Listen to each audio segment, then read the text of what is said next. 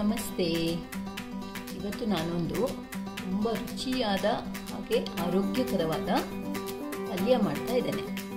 ಇದಕ್ಕೆ ನಾನು ಕೆಂಪು ಹರಿವೆ ಸೊಪ್ಪು, ರೆಡ್ ಅಮರಂತ್ ಲೀವ್ಸ್ ಅನ್ನು ತಗೊಂಡಿದ್ದೇನೆ. ಈ ಥರ ಇರುತ್ತೆ ಈ ಸೊಪ್ಪು.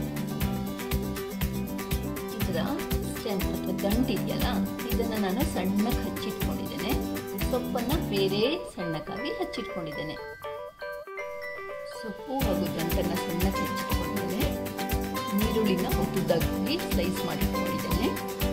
ಆಮೇಲೆ ಬೆಲ್ಲ, ಉಪ್ಪು, ಹುಣಸೆಹಣ್ಣಿನ ರಸ, ತೆಂಗಿನ ತುರಿ, ಒಗ್ಗರಣೆಗೆ ಸಾಸಿವೆ, ಉದ್ದಿನಬೇಳೆ, ಕಡಲೆಬೇಳೆ, ಒಣಮೆಣಸು, ಕರಿಬೇವನ್ನು ಸಣ್ಣಕ್ಕೆ ಹಚ್ಚಿಟ್ಕೊಂಡಿದ್ದೇನೆ. ಹಸಿಮೆಣಸನ್ನು ಸಣ್ಣಕ್ಕೆ ಹಚ್ಚಿಟ್ಕೊಂಡಿದ್ದೇನೆ. ಈಗ ಬಾಣಲಿಯಲ್ಲಿ ಸ್ವಲ್ಪ ಎಣ್ಣೆ ತಗೊಂಡಿದ್ದೇನೆ. ಎಣ್ಣೆ ಬಿಸಿ ಆಗ್ತಿದ್ದ ಹಾಗೆ ಸಾಸಿವೆ, ಉದ್ದಿನಬೇಳೆ, ಕಡಲೆಬೇಳೆ, ಒಣಮೆಣಸು,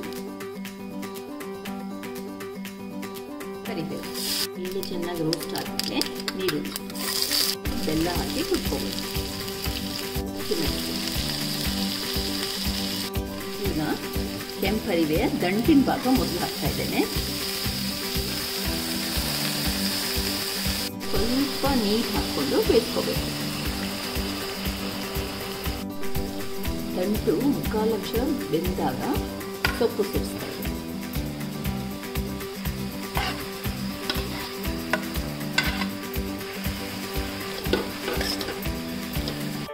ಹುಣಸೆ ರಸ ಸೇರಿಸ್ತಾ ಇದ್ದೇನೆ. ಅದಾದಮೇಲೆ ರುಚಿಗೆ ತಕ್ಕಷ್ಟು ಉಪ್ಪು. ಈಗ ಇದನ್ನು ಮುಚ್ಚಿಬಿಟ್ಟು ಸೊಪ್ಪು ಬೇಯೋ ತನಕ ಚೆನ್ನಾಗಿ ಬೇಯಿಸ್ಕೋಬೇಕು. ಈಗ ಸೊಪ್ಪು ಚೆನ್ನಾಗಿ ಬೆಂದಿದೆ, ನೀರು ಪೂರ್ತಿ ಆರಿದೆ. ಕೊನೆಯದಾಗಿ ತೆಂಗಿನ ತುರಿ ಸೇರಿಸ್ತಾ ಇದ್ದೇನೆ. ಇಷ್ಟಾದರೆ ಸರಿ, ಗ್ಯಾಸ್ ಆರಿಸ್ಬೇಕು. ಕಲರ್ಫುಲ್ ಆ್ಯಂಡ್ ಹೆಲ್ದಿ ಕೆಂಪು ಹರಿವೆ ಸೊಪ್ಪಿನ ಪಲ್ಯ ರೆಡಿ.